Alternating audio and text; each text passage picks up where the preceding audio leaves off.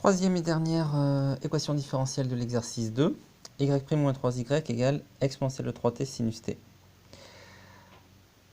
Je commence par la partie gauche, la résolution de l'équation homogène.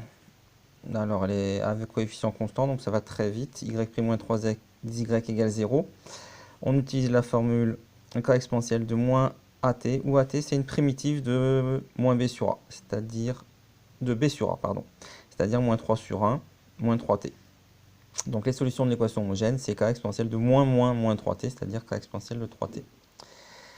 Alors, plus calculatoire et plus long, c'est la recherche d'une solution particulière. Donc on suit ce que nous donne comme indication l'énoncé, à savoir de prendre cette fonction-là, enfin une fonction de ce type-là, alpha cos t plus bêta sinus t fois l'exponentielle de 3t, comme potentiellement une solution particulière. Donc évidemment, toutes les valeurs de alpha et bêta ne vont pas fonctionner. Pour trouver les bonnes valeurs de alpha bêta, il faut qu'on injecte dans l'équation entière, l'équation E. Pour cela, on va commencer d'abord par dériver yp avec la formule de produit. Donc une fois on dérive la partie avec cosinus, une autre fois on dérive la partie exponentielle. Donc voilà ce que ça donne quand on dérive la partie cosinus et sinus. La partie exponentielle, c'est juste la multiplication par 3. Maintenant, on peut injecter yp et y'p dans l'équation E.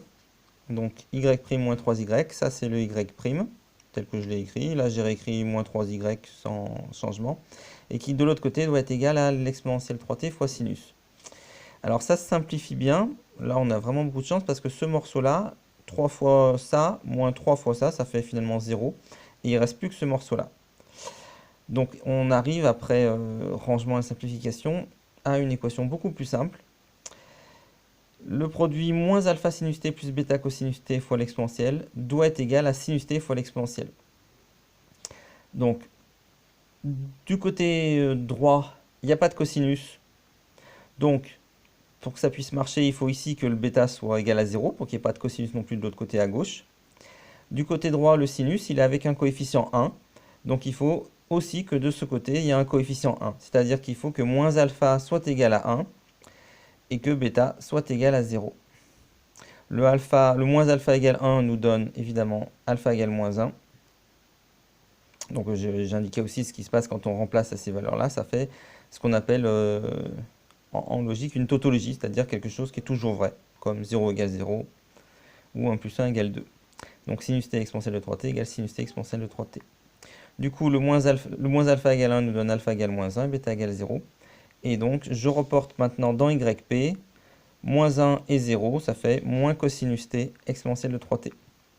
Une fois que j'ai fait les deux parties gauche et droite, je réunis l'ensemble des résultats en faisant la somme de yp et de yh.